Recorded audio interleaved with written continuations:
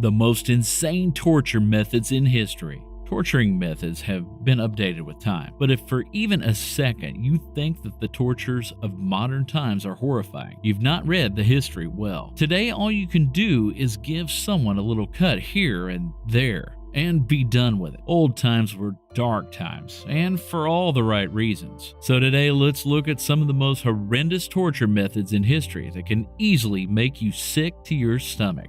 Crucifixion. We can easily start off this list with crucifixion. This was performed in the medieval era as well as in the 20th century. It was first introduced by the Assyrians and Babylonians, followed by the Persians, Alexander the Great, and the Phoenicians, who initiated it in Rome in the 3rd century BC. Crucifixion involved being tied or nailed to a wooden beam or a cross. Nails were pierced through the bones below the wrist to bear the person's weight. The feet were nailed to the vertical part of the cross, and once the legs weakened, the arms had to hold up the body, resulting in the shoulders being pulled from their sockets. The elbows and wrists would soon follow, with the arms now several inches longer. At this point, the chest had to bear the body's weight, triggering respiratory problems and eventual suffocation. You don't see any crucifixions these days, but one example is the infamous crucifixion of Jesus Christ by the Romans.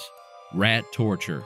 If you're eating something or about to eat something, we suggest you put the food plate down, because this one is going to affect your stomach. Yes, we're talking about rats. You know, the thing about rats is that they eat through anything. Thus, it comes as no great surprise that humans made a torture device out of them in the ancient world. So apparently, what happened is that a cat was placed in a small tube in the victim's stomach. The cage is heated from the outside by candles, burning wood or hot coals, which causes the dog to shiver. So how can it escape? He reaches his finger into the only soft spot, human skin. Immediately, the dog will chew its way into the victim's intestines, causing unbearable pain. This technique effectively elicited information from prisoners and played with their minds, adding a psychological element to the torture.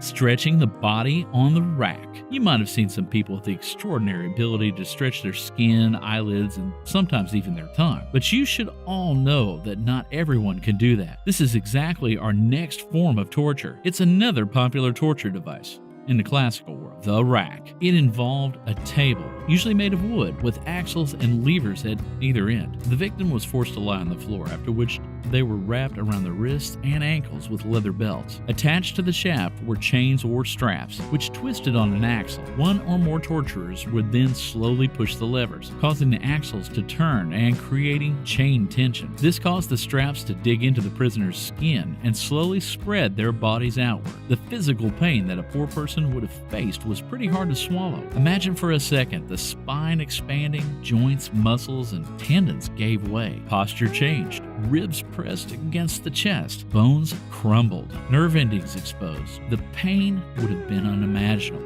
Keel hauling. Coming up next, we have an even more cruel way to die in the ancient world, the terrible ordeal of keel hauling. The word comes from the Dutch word keel hauling, meaning to haul to the keel, which is precisely what this method of torture did. The sailors' clothes were stripped off this rope, tied up, and suspended from the stern by ropes, with weights or chains attached to their legs. The rope was fastened to the bottom of the ship, and once the sailor was released, they were hauled to the deck. The hull was often covered with barnacles and other seaweed, so keel hauling often resulted in severe lacerations, from which the victim could subsequently develop infections and ulcers. If the prey is pulled slowly, they might lose enough weight to miss the barnacle, but this method would often lead to drowning, a severe bashing on the wheel. Beating someone to death is common nowadays, but beating someone up to a pulp, but not enough to kill them, is another sadistic way of torturing someone. This one is nothing but a means of torture beyond excruciating. The wheel, also known as the execution wheel, breaking wheel, or Catherine wheel. This regularly employed brutal contraption in the ancient world was intended for public execution. The practice varied, but the prisoner was generally tied to a large wooden, spoked wheel. The goal was not to kill them, but severely mutilate them, with the executioner starting with breaking the leg bones and then working their way up. They would do this by beating the victim nearly to death, crushing all their bones and bludgeoning them. After that, the now ghastly maimed prisoner would be repositioned on the wheel so that their heels met at the back of their neck. They were left that way to bleed to death. Impalement.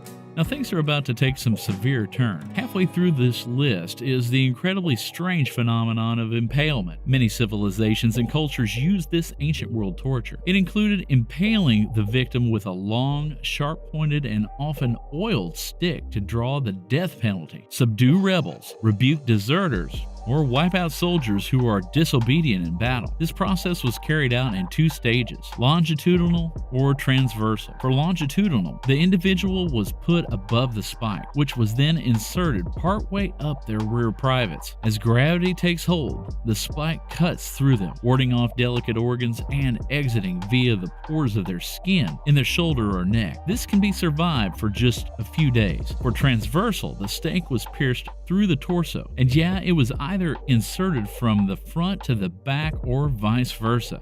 They would stay there, impaled on the spikes, and then die slowly but painfully. Consuming molten gold. Having gold on your body is appealing, but what if you had gold within your body and in molten form? Wow, that sounds painful even to imagine. Earning a spot in this video is an almost unbelievable execution method for drinking molten gold. This was more frequent than documented by the Roman and Spanish Inquisitions, especially on both sides of the Atlantic. The torture, per se, is pretty self-explanatory. The victim was tied up, his mouth was forced open, and heated gold was poured down his throat. It caused blisters and eventually instant death. What happens is that as soon as the molten gold hits your mouth, it burns anything and everything in its way down the line, rupturing your breathing duct and organs and puncturing your lungs, which means death instantly. Flaying. This next method of torture almost ranks first in our list due to its sadistic approach. Flaying or skinning was probably the most painful of all ancient methods of execution because it was a slow process. After this, the executioner would begin peeling the person's skin off with a sharp blade, often starting at the head, as this area can cause the most pain as the victim was still conscious. Some parts of the human body were even boiled to soften the skin and make it easier to remove. There are several causes of flaying: shock, loss of blood or fluids, hypothermia, or infection. Time of death also ranges from hours to days. Though considered rare in the Middle Ages, the peeling corpse was a message or simply an eloquent canvas on which the authorities wrote the crime of the flayed fellow.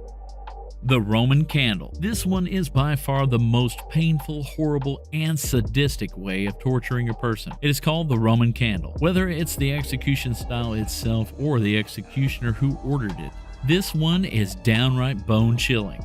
History is full of ruthless, psychopathic figures, and Nero, the ruler of Rome, is one of them. He hated Christians so much that he used them as human candles or torches in his gardens. First, the victims were tied up and nailed to high posts. Then a flammable liquid was poured on every victim, and ultimately they were set ablaze. They used to start the fire at the feet to prolong their suffering. Thank you for taking the time to watch. If you'd like us to make more videos like this, please subscribe to the channel and leave your video suggestion in the comment section.